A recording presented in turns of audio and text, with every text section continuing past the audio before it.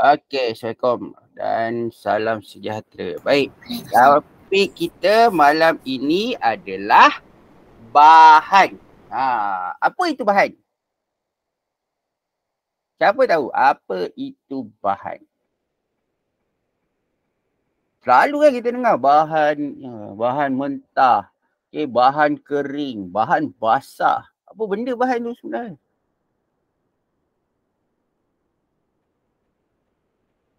Kita selalu sangat dengar ni bahan ni ada kat mana-mana je. Hari-hari kadang-kadang lah kalau mak uh, apa? Kalau kita nak pergi beli barang ke Bahan dapur. Itu barang dapur, bukan bahan dapur. Bahan sains. Bahan sains. Okey. Bahan ni dia ada banyak benda. Okey, yang mula-mula sekali apa yang kita nak belajar malam ini adalah sumber asas bahan. Okey.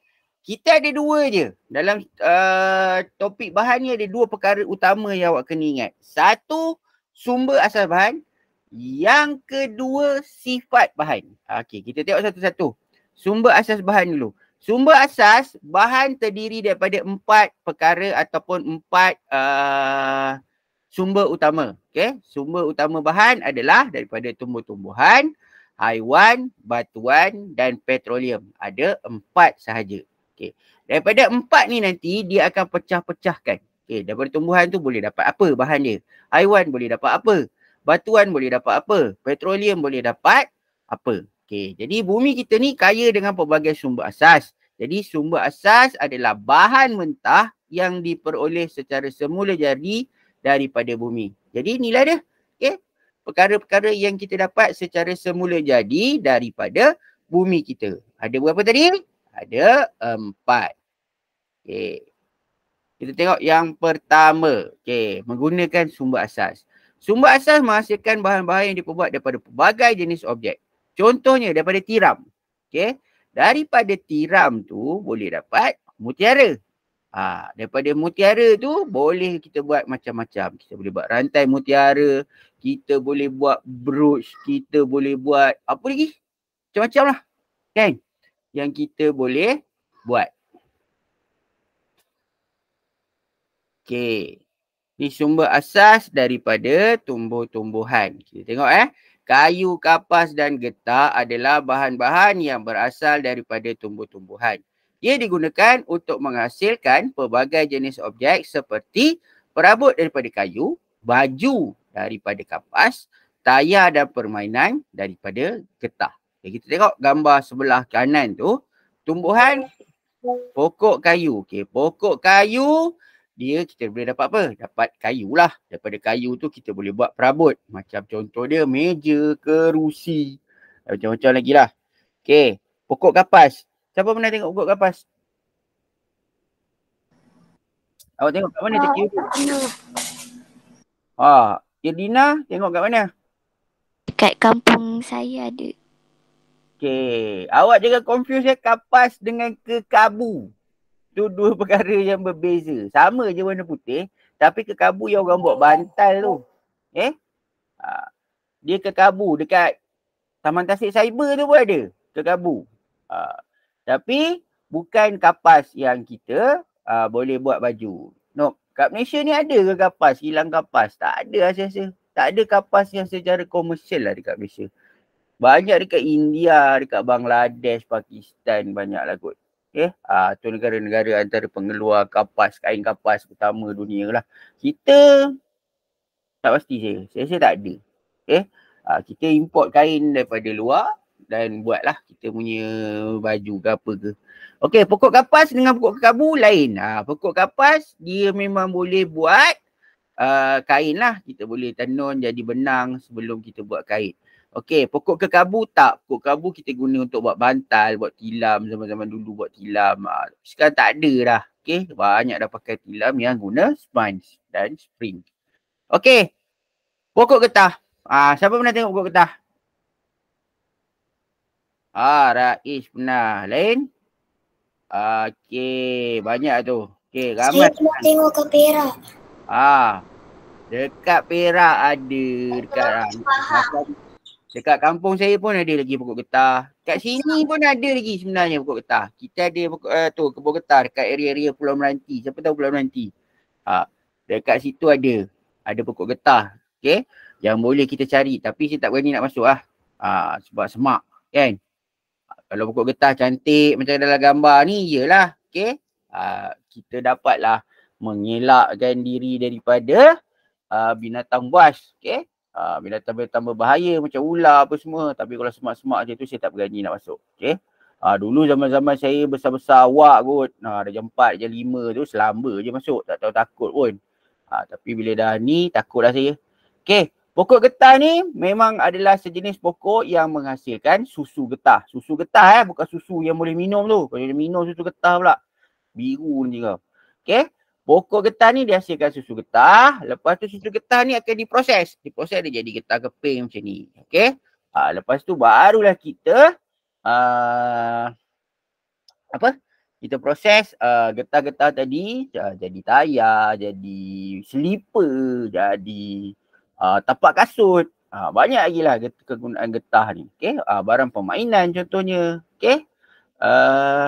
Malaysia dulu adalah antara pengeluar getah utama dunia. Tapi sekarang tak adalah. Kita dah berubah kepada kelapa sawit. Kita dah tak adalah lagi jadi pengeluar getah utama. Mungkin Indonesia, mungkin Thailand adalah pengeluar getah utama dunia lah. Kita tak ada lagi. Okay? Tapi kita masih ada lagi getah. Cuma tak sebanyak dulu. Okay? Getah-getah ni, kita ni ada pokok getah tapi kita tak buat tayar pun. Kita adalah tayar sendiri. Kita ada buat tayar sendiri. Tapi kebanyakan hasil getah kita eksport ke luar negara untuk negara-negara lain pula buat tayar, buat apa. Lepas tu kita pula beli balik tayar tu. Okey, contoh yang daripada kita tadi daripada tumbuhan ya. Sekarang kita pergi tengok daripada haiwan pula. Haiwan adalah sumber asas yang menghasilkan pelbagai jenis bahan seperti kulit, bulu dan juga sutera. Okey. Bahan-bahan ini digunakan untuk menghasilkan pelbagai jenis objek seperti kasut dan jaket daripada kulit. Okey, kasut, kulit, jaket, kulit ada Sutera tu apa? Sutera tu daripada ulat. Jadi kita tengok. Okey. Tudung dan pakaian daripada sutera. Ni. Ada orang tanya ulat apa? Ni ulat dia. Ni ulat ni. Ulat ni dia akan menghasilkan kokun. Kokun tu macam kepompong tau. Okey. Kepompong ni dia akan masak dia. Dia akan masak dengan ulat tu sekali. Itu pasal orang Islam, orang lelaki haram memakai pakaian sutera. Perempuan tak apa. Okey. Nanti awak tanya ustazah awak kenapa haram tak boleh pakai sutera untuk lelaki. Okey. Okey, ulat sutera ni dia menghasilkan kokun, benang sutera tu lah. Okey, jadi nak dapatkan benang dia perlu dimasak. Lepas tu, benang tu dia akan dipintal lah, ditarik untuk jadikan benang sutera untuk ditenun menjadi kain. Kain tu baru boleh buat lah. Buat macam-macam. Okey. Kod bulu dan beg daripada kulit haiwan. Okey, kokun ialah kelongsong daripada berbenang dan seperti sutera yang melindungi larva. Misalnya rama-rama atau telur. Okey, ni lah kokun ni tadi. Ni kokun ialah kelongsong daripada berbenang. Dia buat benang. Siapa pernah tengok yang kejadian kita hidup rama-rama tu? Kita boleh tengok ni. Oh, belajar kita hidup rama-rama dah jawab apa? Dia jawab 2 Ke dia 3? Dia 2 selesai. Tak? Okey. Burung unta. Burung unta ni contoh burung unta. Siapa pernah tengok burung unta? Siapa pernah naik ke, pernah makan ke burung unta ni pernah? Husna pernah makan. Saya pernah nampak dia kat zoo. Pernah nampak. Sofia pun pernah. Okey, Lokman pernah nampak dekat zoo. Siapa pernah naik? Tak. Sofia pernah naik. Husna pun pernah. Saya. Tak. Mana Husna?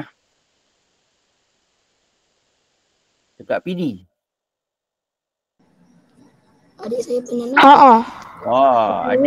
Ada apa pernah makan? Dekat PD tu dia ada apa ostrich farm tu kan? Ostrich farm tu dekat PD tu dia ada. Siapa pernah pergi kat situ? Dekat situ ada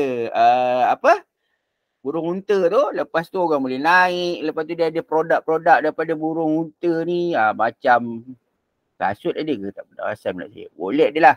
wallet, bag apa semua. Lepas tu daripada telur dia perhiasan kan. Ada burger burung unta. Siapa nak makan? Saya pun tak pernah makan. Okay, saya pergi je.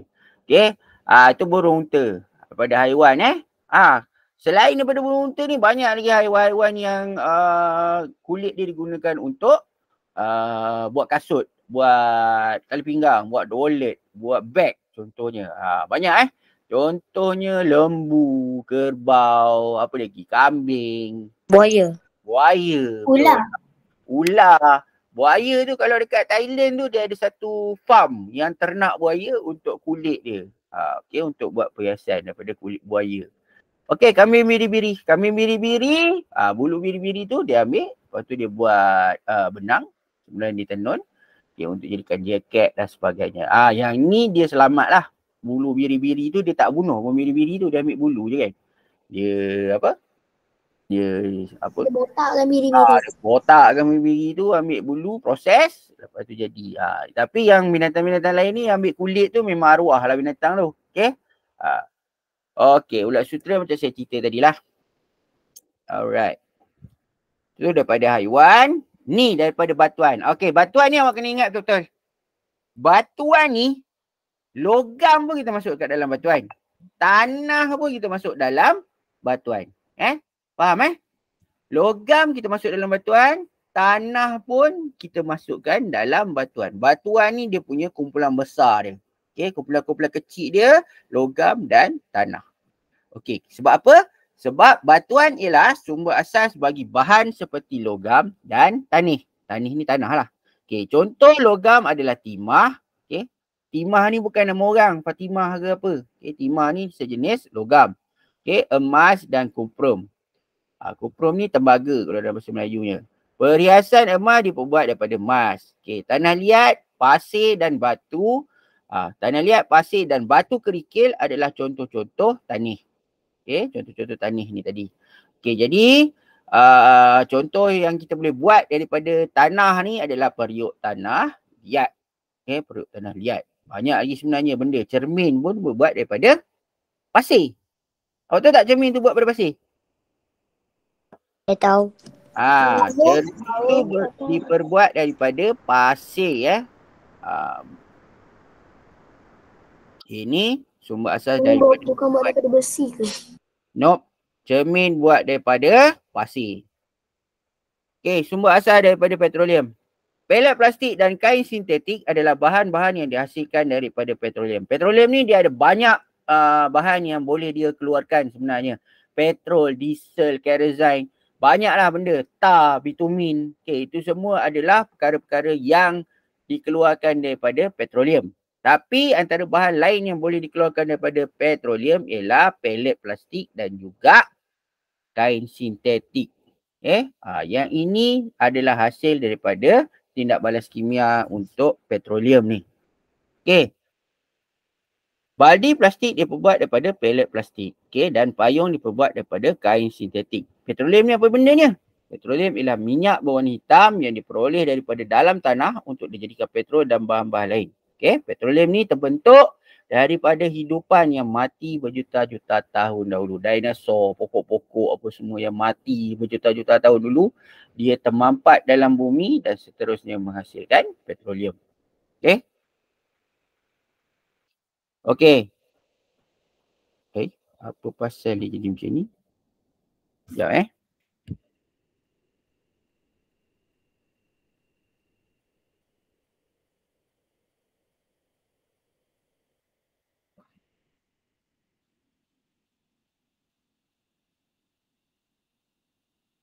Kanak-kanak yang duduk di sekeliling meja akan bermain satu permainan.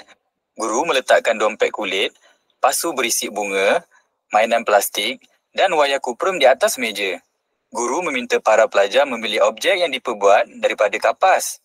Pelajar pertama yang menjawab dengan betul adalah pemenang. Pelajar akan mendapat pen sebagai hadiah. Eddie menuding jari ke arah sapu tangan. Guru mengucapkan tahniah kepada Eddie.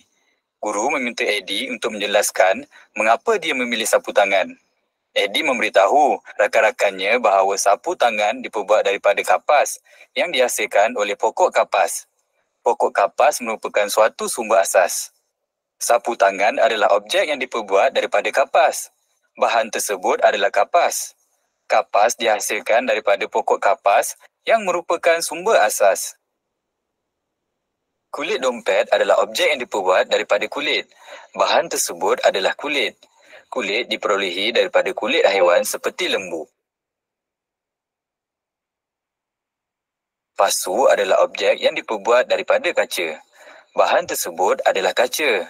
Kaca dihasilkan daripada pasir yang didapati daripada batuan.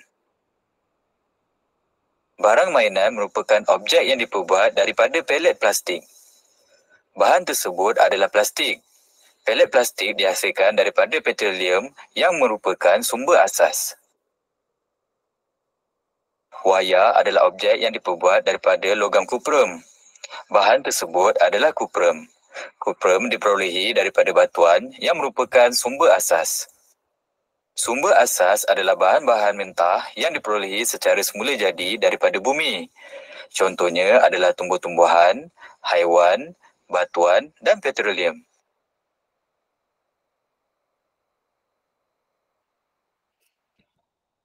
Alright.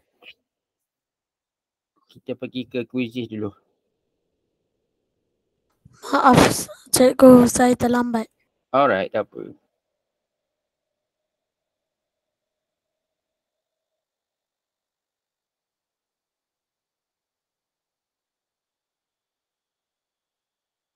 Okay.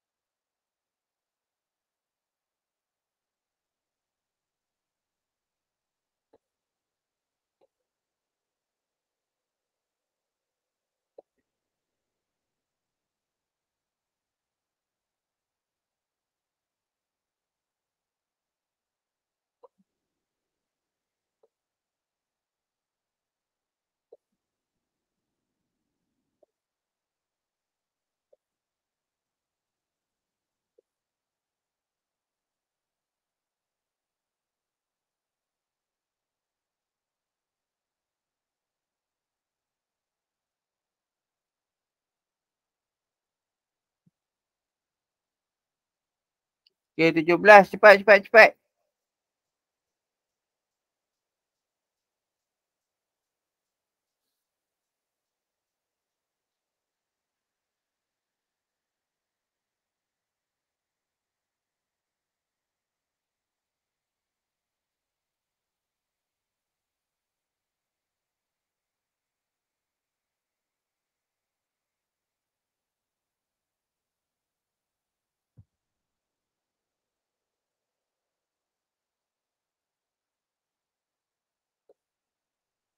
Sembilan belas.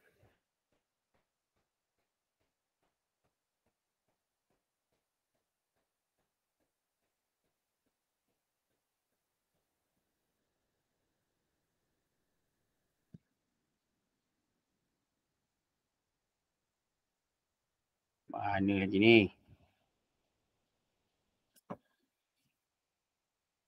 Okay. Kita start dulu.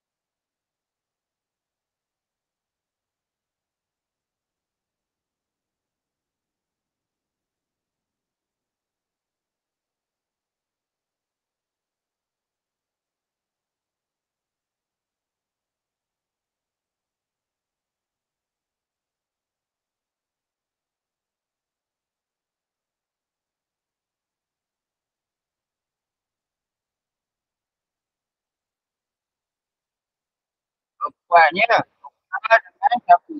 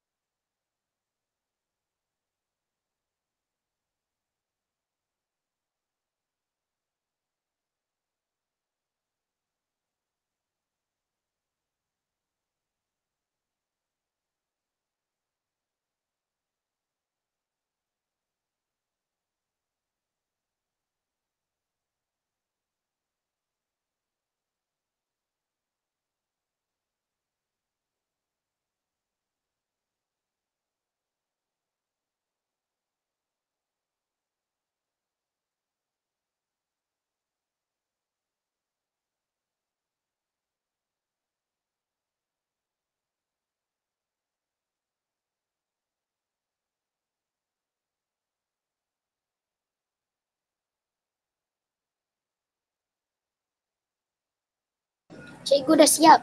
Okey, tu kau boleh dengar. Ada tak amat. Okay, yang lain-lain tu dia 3-4 minit je lagi. Kan? Ada banyak lagi.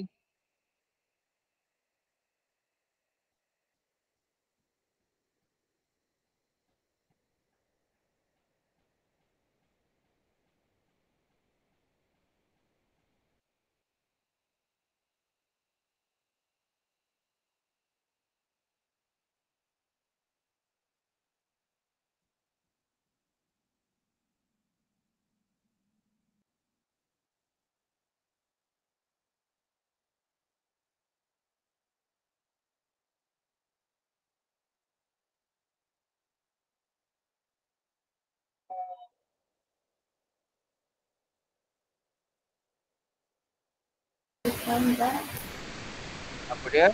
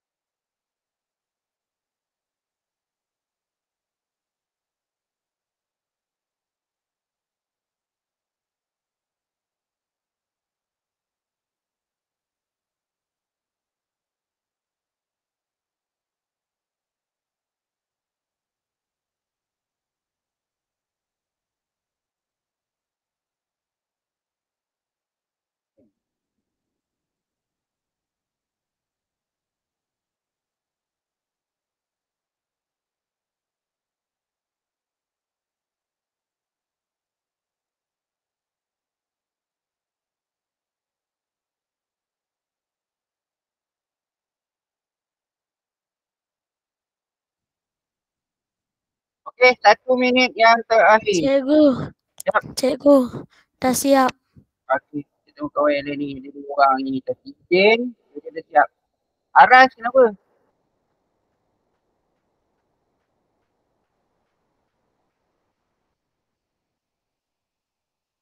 Dia dah siap lah Aras. Alamak.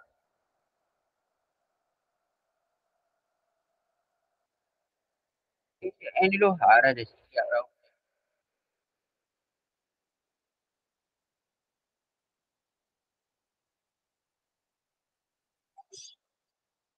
Okay. 2, 3. Azim 100. Sumber asas bagi baju hujan. Baju hujan buat pada apa? Siapa tahu baju hujan buat pada apa? Plastik. Kain sintetik. Okay, kita tak panggil plastik. Kita panggil kain sintetik. Betul lah, daripada petroleum. Okay. Ini tak ada salah. Ni. Sumber asas bagi objek berikut ialah ni apa? Kertas kan? Kertas daripada apa? Macam pembalut buku. Itu binding set plastik. Kertas ni kotak ni. Dia bukan tengok benda dalam tu. Bukan plastik tu, kotak tu. Ramai jawab petroleum lah ya. Sumber asas bagi objek berikut. Sama lah, tumbuhan juga. Semua bahan berikut diperoleh daripada tumbuhan kecuali payung, kemah dan sikat adalah contoh objek yang dibuat daripada bahan asas petroleum. Semua daripada kain sintetik, plastik. Wah, ini 53. Semua bahan berikut boleh diperoleh daripada haiwan kecuali tanah. Okey, settle lah yang ni. Sekejap.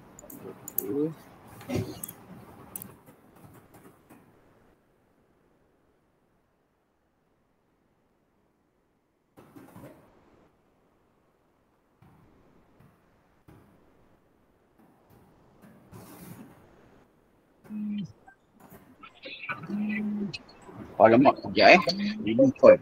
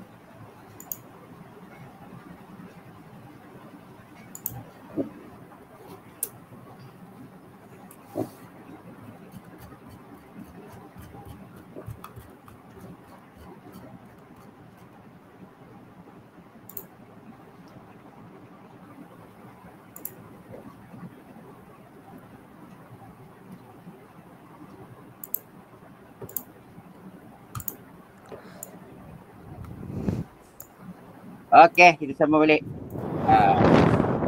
Siapa yang buka mic ni? Muhammad ni tolong tutup. Siap, bunyi kipas, bunyi naga semua dia tu.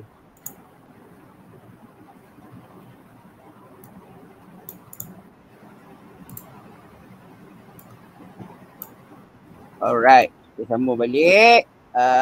Topik kita tadi kita dah stop. Okay, sorry, GP call pula. Okay.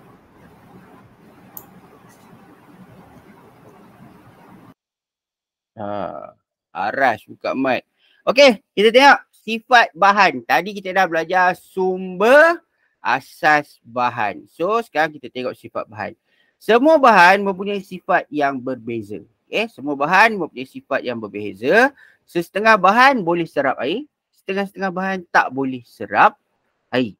Okay, setengah bahan boleh mengalirkan haba dan tenaga elektrik, tapi setengah-setengah bahan tak boleh. Okay, jadi kenapa kena ada perbezaan? Sebab setiap bahan ini berbeza untuk memberikan fungsi dan faedah kepada manusia. Kita boleh menggunakan bahan-bahan yang berbeza untuk tujuan-tujuan yang berbeza. Contoh macam kita mandi. Kita mandi, kita lap badan pakai apa? Pakai tuala. Ya, kita pakai tuala. Kenapa kita tak lap badan pakai plastik? Nanti tak sering. Sebab Plastik tak kasar. Sebab plastik tu dia tak boleh menyerap air. Tuala boleh serap air. Kan? Okay. Macam kita masak. Okay, bukan awak masak. Awak masak ke? Masak. Okay. masak Kalau juga. kita masak lah. Contoh kita masak. Kebanyakan peralatan memasak, periuk, dibuat daripada logam. Okay, dibuat daripada logam. Kenapa tak dibuat daripada plastik ataupun kertas? Kenapa? Kalau Sebab nanti terbakar. Ya, betul. Sebab plastik dan kertas, ada plastik yang boleh tahan haba. Tapi tak boleh dibakar juga. Tupperware mahal macam mana pun tak boleh taruh atas dapur gas. Okay? Dia boleh Betul. masuk dalam microwave tapi tak boleh masuk dekat dekat yang ada api, tak boleh. Okay, itu contoh dia. Okay. Kita tengok sifat-sifat bahan yang seterusnya. Yang pertama, bahan menyerap air. Bahan yang menyerap air, okay, adalah bahan kita panggil bukan kalis air. Kalau tak boleh serap air, kita panggil kalis air. Okay, bahan yang menyerap air yang kita boleh gunakan untuk serap air lah, untuk lap air. Bahan-bahan yang menyerap air termasuk kapas, kulit, kayu, kertas. Kulit boleh serap air? Boleh sebenarnya. Okay, kalau tali pinggang awak dibuat daripada kulit. Kadang-kadang kita pakai seluar kan berpeluh apa semua kan. Cuba bagi bau kat tali pinggang tu. Dia ada serap bau peluh. Adalah bau-bau yang tidak menyenangkan juga. Okay, dompet pun sama. Okay, dompet pun sama. Tuala sapu tangan tak payahlah. Memang confirm boleh lap air. Boleh serap air. Kertas tisu boleh serap air. Surat khabar boleh serap air. Okay, kegunaan. Apa kegunaannya? Kertas tisu dan tuala menyerap air kita boleh gunakan untuk mengelap permukaan yang basah. Bahan yang tidak menyerap air pula, kalis air adalah bahan yang tidak boleh kena air lah. Dia kena air pun tak ada apa-apa. Bahan yang tidak menyerap air termasuk kaca, plastik, getah, logam. Okay, kegunaan dia, plastik dan getah boleh digunakan untuk membuat sarung tangan pakai buang. Macam masa COVID tu. Okay. Bahan yang kalis air digunakan untuk membuat payung, baju hujan dan juga kemah. Logam dan kaca digunakan untuk membuat peralatan memasak dan pinggan mangkuk. Okay, sebab dia tak boleh serap air. Kalau serap air, awak masak bubur makanan yang berkuah dalam pinggan yang dibuat daripada contohnya kertas. Okay, kembang lah pinggan tu. Ada juga pinggan yang buat daripada kertas kan. Tapi tak sesuai lah untuk guna makan mi, kari. Okay, mangkuk tak ada lah, saya tak jumpa. Pinggan kertas ada tapi tak ada lah diguna untuk buat makan makanan kering lah. Mi ke, nasi ke, goreng ke. Tapi kalau ada kuah, lama-lama dia kembang juga. Okay.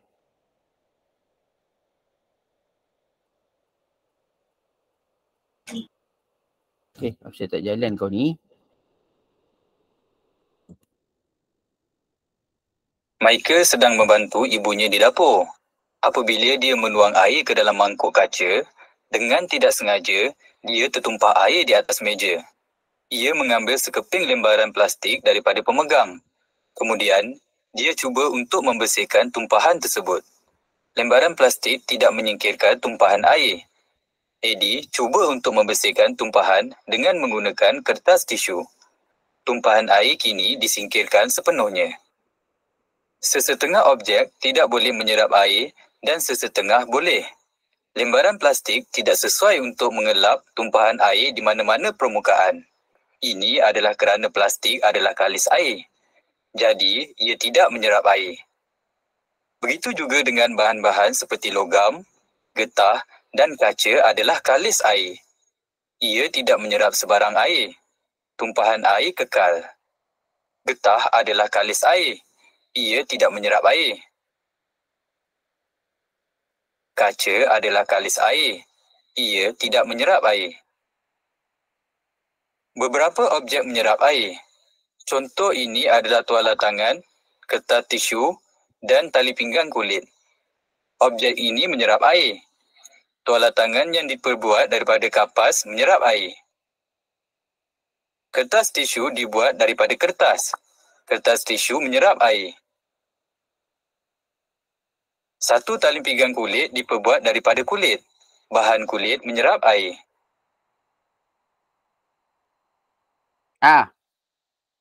Cuba tengok dia buat tu.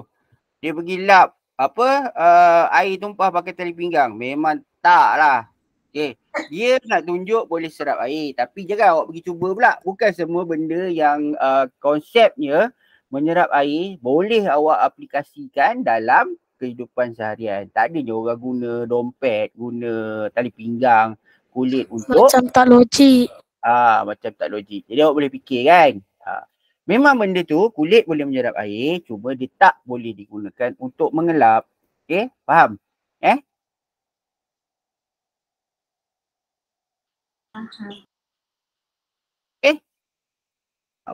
Oh, ni menyerap air kali saya pula.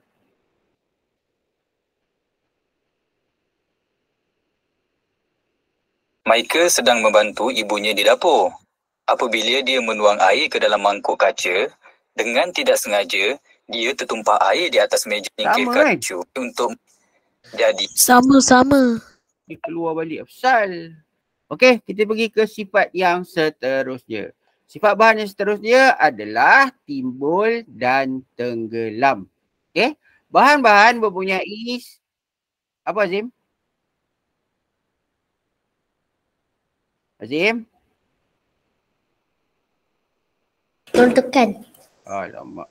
Bahan-bahan mempunyai sifat yang berbeza. Okey, kemampuan untuk terapung dan tenggelam dalam air pun adalah sifat bahan. Okey, ada bahan yang boleh timbul, ada bahan yang tenggelam. Apa maksud timbul? Timbul tu maknanya keupayaan bahan tu berada di permukaan air ataupun terapung di permukaan air. Kalau tenggelam, tenggelamlah masuk ke dalam air. Okey, contoh bahan-bahan yang timbul di permukaan air. Okey. Bahan-bahan yang timbul di permukaan air, kayu, gabus, plastik. Kegunaan dia untuk membuat sampan dan pelampung. Sampan diperbuat daripada kayu dan pelampung diperbuat daripada plastik. Okey, kayu balak. Siapa pernah tengok kayu balak? Kalau pergi Sarawak ke apa ke, dia gunakan sungai untuk mengangkut kayu balak ni daripada kawasan pembalakan ke kilang-kilang balak. Okey, gabus. Gabus ni kalau beli kicap ke, dulu banyaklah gabus ni digunakan. Sekarang tak ada dah. Gabus ni dia guna untuk tutup botol dia dulu. Okey, plastik. Ni plastik polistiren ni. Okey, sampan, pelampung. Okey. Itu semua adalah bahan-bahan yang terapung. Bahan-bahan yang tenggelam pula adalah seperti kaca, logam, batu kerikil dan juga tanah liat. Okey, objek seperti sauh. Sauh ni apa ni? Okey, sauh ni diperbuat daripada sauh daripada kapal diperbuat dari logam. Kapal gunakan sauh ni untuk menghalang daripada kapal tu dibawa oleh arus. Okey, padahal sauh ni kecil je. Pergi halang kapal yang besar. Tapi dia tak pakai, dia pakai banyak lah. 1, 2 mungkin kat tengah, kat tepi, belakang apa semua ada lah. Okey, sauh ni kapal dibuat daripada apa? kapal diperbuat daripada apa?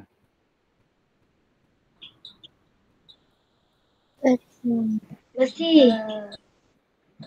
Petroleum. Hai, kapal dibuat daripada petroleum.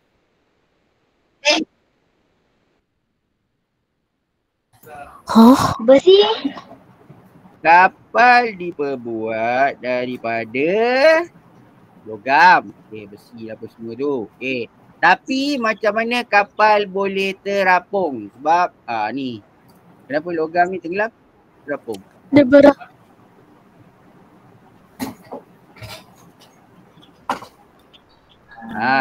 Kenapa kapal tu besar gedabak tu boleh terapung? Sebab dia kurang tumpat. Dia kurang tumpat. Wow. Dia tak ajar pun lagi ketumpatan. Mungkin dah pernah belajar ni. Mana ada tu? tak ada 3. Tak belajar pasal tumpat. Mana kapal tu boleh terapung? Sebab dia berat. Kalau berat tenggelam lah. Sebab dia ringan. Okey. Nanti minggu depan awak cari maklumat ni. Kenapa kapal terapung? Nanti minggu depan. Sebab ada garam. Apa ada garam? Kat rumah ada garam tenggelam je. Habis tu kalau orang nak pergi mandi takut lemas bawa je lah garam.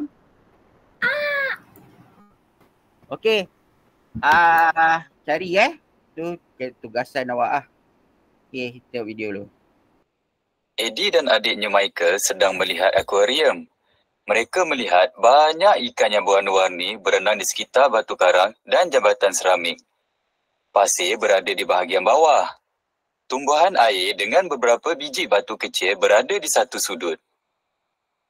Michael mengambil coklat dari poketnya dan memakan coklat itu. Kemudian, dia membuang pembalut plastik tersebut ke dalam akuarium. Pembalut plastik itu timbul di permukaan air. Eddie berkata, "Jangan buat begitu." Michael memungut pembalut itu. Dia kemudiannya bertanya, "Mengapakah pembalut ini tidak tenggelam ke bawah seperti batu karang, pasir dan batu-batu kecil?" Eddie menjelaskan bahawa bahan yang berbeza mempunyai kebolehan yang berbeza untuk timbul di permukaan air. Sesetengah objek timbul di permukaan air. Objek-objek yang diperbuat daripada plastik seperti pembalut gula-gula dan botol air mineral plastik timbul di permukaan air. Objek-objek yang diperbuat daripada kayu seperti rakit kayu juga timbul di permukaan air.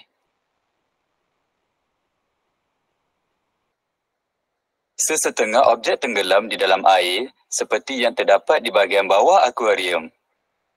Duit shilling emas yang perak juga tenggelam di dalam air. Objek yang diperbuat daripada tanah liat seperti pasu seramik tenggelam di dalam air.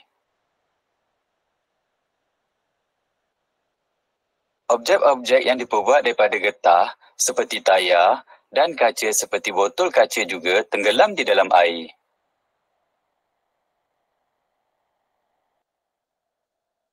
Banyaknya sampah sarap. Okey. Ni contoh-contoh objek yang tenggelam. Tapi kalau tenggelam tadi terkarun tu okey lah. Okey, seterusnya. Sifat bahan yang seterusnya adalah, okey, dah berapa dah sifat bahan kita belajar? Satu tadi apa? Bahan. Apa? Tadi mula-mula sumber. Okey, itu dah tadi sumber lah. Okey, sifat bahan yang pertama kita belajar tadi menyerap dan tidak menyerap air kan? Menyerap dan kalis air. Yang kedua?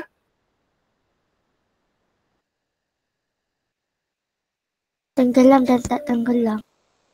Tenggelam timbul. Okey, tenggelam dan timbul. Okey, yang ketiga. Konduktor elektrik dan penebat elektrik pula.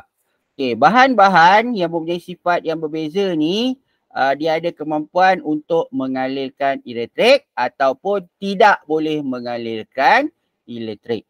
Okey, bahan yang boleh mengalirkan elektrik kita panggil konduktor elektrik. Okey, ingat bahan yang boleh alirkan elektrik kita panggil konduktor elektrik. Bahan yang tak boleh mengalirkan elektrik kita panggil penebat elektrik. Okey, apa dia bahan yang boleh mengalirkan dan apa bahan yang tidak boleh mengalirkan? Okey, bahan-bahan yang diperbuat daripada logam Semua logam boleh mengalirkan arus elektrik. Okey, kegunaan dia untuk apa? Untuk membuat wayar elektrik dan membuat bahagian alat peranti yang boleh mengalirkan arus elektrik. Okey, itu contohnya. Semua logam kuprum, perak, besi, aluminium, semua tu boleh mengalirkan arus elektrik. Bahan yang tak boleh pula adalah seperti kayu, getah, plastik, kulit. Okay, semua tu tak boleh mengalirkan arus elektrik. Kegunaannya untuk membuat bahan yang boleh menghalang arus elektrik tu. Contohnya apa? Contoh ni palam 3 pin ni, dia punya kepala tu dibuat daripada plastik. Sebab kita boleh pegang untuk masukkan ke plug. Kalau tak, kalau dia buat pada logam, kita pegang short, kita buat arwah. Faham? Okay? Lepas tu bahan-bahan yang kita nak buat lah macam body TV. Body TV buat daripada plastik. Aircon dibuat daripada plastik. Okay? Monitor. Yang bahagian-bahagian komponen lain dibuat daripada plastik supaya kita tak terkena arus elektrik. Okay? Okay. Alright, kita tengok ni. Hari sudah lewat petang dan Eddie serta Michael masuk ke bilik tidur mereka. Bilik tersebut adalah gelap kerana mentol di dalam bilik semuanya dimatikan. Eddie menekan suis lampu. Mentol di dalam bilik bernyala. Dia menutup suis dan mentol tidak bernyala. Eddie kemudian meminta Michael menjelaskan mengapa hal ini berlaku. Michael menjelaskan bahawa apabila suis lampu ditekan, arus mengalir dalam wayar dan menyalakan mentol. Apabila suis dimatikan, tiada arus mengalir dalam wayar. Mentol tidak bernyala. Eddie masih keliru. Keesokan harinya, Eddie pergi ke makmal sekolah. Eddie meminta guru sains untuk menerangkan mengenai konduktor dan penebat elektrik. Guru menyediakan litar elektrik ringkas untuk menjelaskan kepada Eddie. Litar ini terdiri daripada sel kering, mentol, wayar elektrik, paku besi dan 2 klip buaya. Apabila kedua-dua klip disambungkan dengan paku besi, mentol bernyala. Guru menjelaskan bahawa paku besi adalah konduktor elektrik yang membolehkan arus elektrik mengalir melaluinya apabila ia disambungkan merentasi kedua-dua hujung klip buaya. Ini adalah sama dengan suis ditekan dan mentol bernyala di dalam bilik. Semua logam adalah konduktor elektrik. Contoh logam yang mengalirkan elektrik ialah kuprum, perak dan aluminium. Apabila pembaris plastik disambung pada klip buaya, mentol tidak bernyala. Ini menunjukkan bahawa pembaris plastik adalah penebat elektrik dan tidak membolehkan tenaga elektrik melaluinya. Contoh lain bagi penebat elektrik termasuk getah, kayu, kaca, kulit dan kapas. Okey, baik. Kita dah sampai ke pengakhiran untuk malam ini. Okey, tak sempat pun kuis satu lagi. Tak apa, kita akan sambung lagi minggu depan. Okey, kita akan sambung lagi minggu depan topik ni juga sebab tak habis lagi. Okey, baik. Kita sambung minggu depan. Assalamualaikum. Okay, bye. Assalamualaikum. Bye. Bye. Bye.